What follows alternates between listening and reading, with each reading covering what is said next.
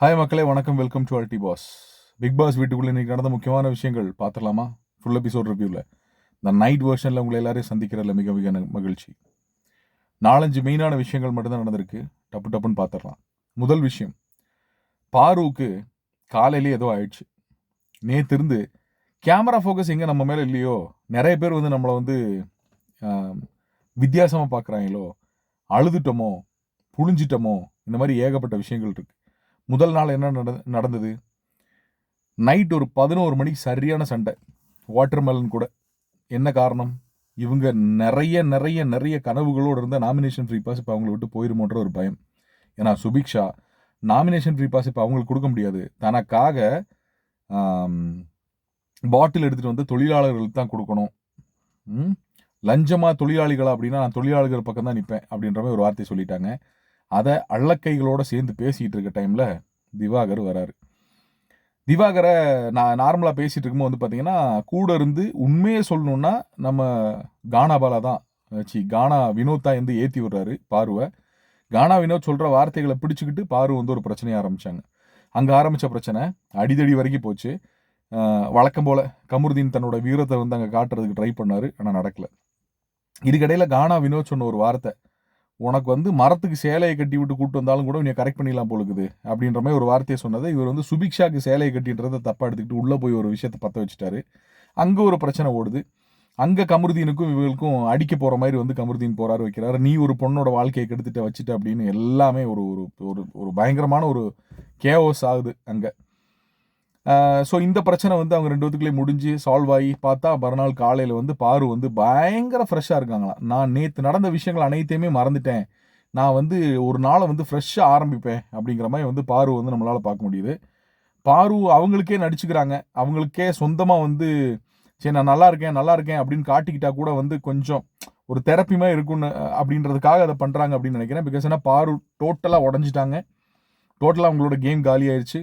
டோட்டலாக வந்து அவங்க நெகட்டிவ் ஆகிட்டாங்கன்றது அவங்களுக்கு தெரிஞ்சிருச்சு. டோட்டலாக வீட்டில் இருக்கவங்கலாம் அவங்கள வந்து நல்லா நாக்கப்படுங்கிற மாதிரி கேள்வி கேட்கான்றது தெரிஞ்சிருச்சு.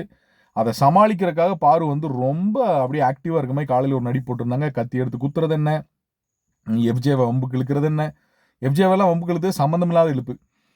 செல்ஃப் டமாரம்னு சொல்லி அவன் செல்ஃப் டமாரம்னு ஒரு பாட்டவே எழுதி வந்து பாடிட்டு போயிட்டான். அந்த மூஞ்சியெல்லாம் அது அந்த அந்த பாட்டு பாடினப்போ இருந்த பாருவோட மூஞ்சியெல்லாம் காட்டாம விட்டாங்க. ஸோ இதுக்கடையில் வந்து பார்த்தீங்கன்னா பிரவீனுக்கும் அவங்களுக்கு ஒரு சண்டை. இந்த வீட்டில் எல்லா வேலைகளும் நாங்கள் பார்த்துருக்கோம், நீ வேணா பார்க்கலன்னு சொல்லி நாங்கள் பார்த்துருக்கோம் அப்படிங்கிற மாதிரி பிரவீனுக்கும் அவங்களுக்கு ஒரு சண்டை. ஸோ ஒன் லைனில் சொல்லணும் அப்படின்னா பாரு வந்து தனக்கு கிடைச்சிருக்கக்கூடிய அனைத்து வாய்ப்புகளையும் பயன்படுத்தி யார் யார் கூடலாம் வம்பிழுக்க முடியுமோ அதெல்லாம் வம்பிழுத்துக்கிட்டு இருக்காங்க உள்ள. எதற்காக? கேமரா ஸ்பேஸ்க்காக.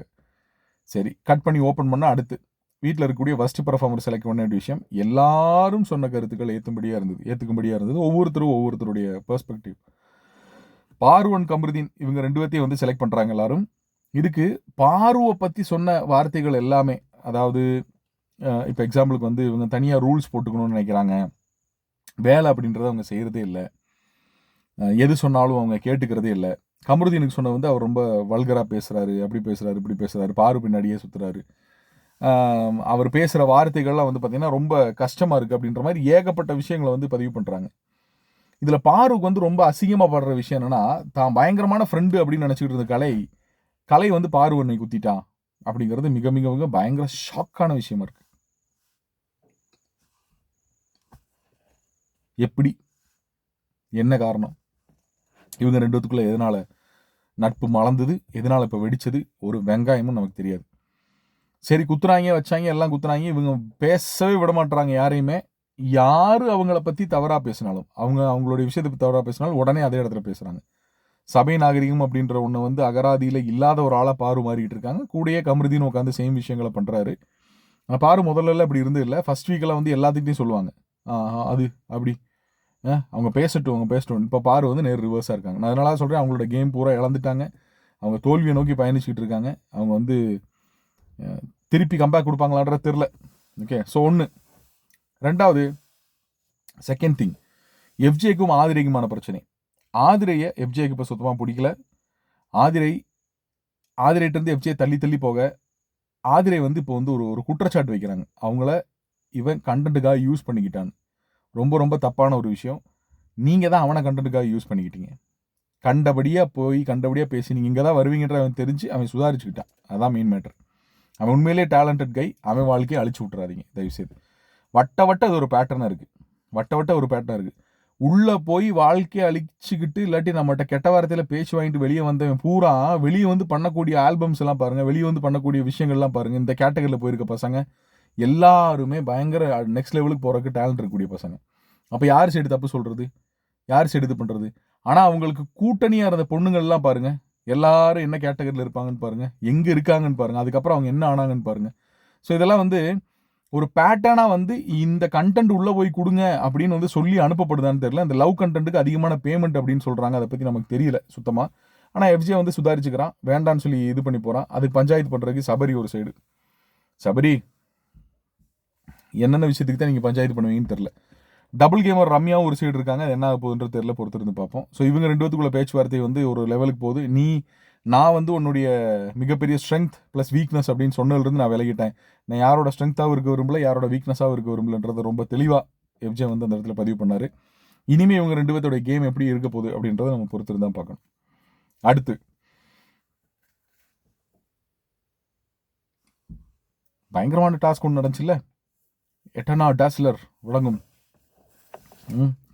அந்த டாஸ்க் ஒன்று நடந்தது. அது ஒரு ஸ்பான்சர்ஷிப்புக்கான டாஸ்க்கு. அதில் ஒன்றும் பெருசாக இல்லை. ஒரே ஒரு விஷயம், கலை மட்டும் அதில் வந்து நம்மளுடைய கானா வினோத்தை பார்த்து ஒரு விஷயம் பதிவு பண்ணியிருக்காரு. அது சோஷியல் மீடியாலாம் பயங்கர பேசும் பொருளாக மாறிக்கிட்டு இருக்கு. என்ன அப்படின்னா, எவ்வளோ தான் ஃபவுண்டேஷன் போட்டாலும் அவர் கலருக்கு தெரியறது தான் தெரியும், பட் இருந்தாலும் பரவாயில்ல அப்படின்ற ஒரு வேர்டு யூஸ் பண்ணியிருக்காரு. கானா வினோத்தை காட்டுறாங்க. கானா வினோத் ஒரு மாதிரி டல்லான மாதிரி ஒரு விஷயத்தை காட்டுறாரு. கலரை பேஸ் பண்ணி நீங்கள் சொல்லியிருந்தீங்க அப்படின்னா ரொம்ப ரொம்ப தவறு. ரொம்ப ரொம்ப அப்படி பேசக்கூடாது ஒரு மனுஷனை. அதுவும் கானா வினோத்துமாய் ஒரு மனுஷனை வந்து நீங்கள் அந்த ஒரு அடிப்படையில் பேசுறது அப்படின்றது ரொம்ப தவறு கலைக்கு.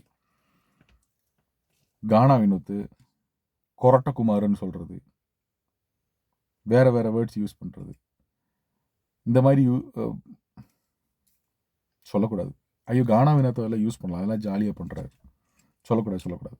நீங்கள் கானா வினோத்தை சொல்லக்கூடாது, சரியா? கானா வினோத்தோட நிறத்தை பற்றி இந்த விஷயம்லாம் பண்ணக்கூடாது. அது வந்து ஒரு ஒரு கேவலமான செயல், நிறத்தை பற்றியெல்லாம் பேசுகிறது, சரியா? ஆனால் கானா வினோத் வந்து நிறத்தை பற்றி தான் பேசக்கூடாது, அது இதுவும் ஒன்றும் கிடையாது.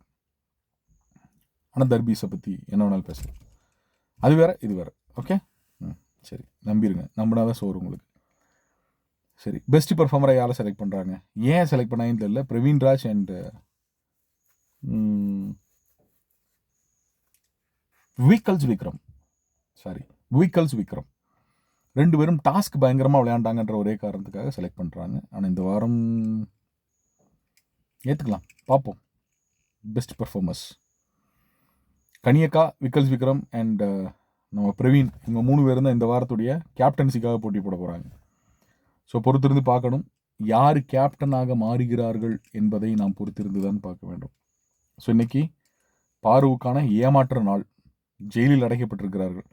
ஜெயிலில் உட்காந்து இங்கே பேசுன்னு பேசுகிறாங்க. 24/7 பாதி கூட பார்க்க முடியல, அந்தளவுக்கு வந்து இங்கே பேசி கொள்கிறாங்க. என்ன நடக்க போகுது அப்படிங்கிறது தெரியல. ஏகப்பட்ட விஷயங்கள் பேசப்பட்டிருக்கு.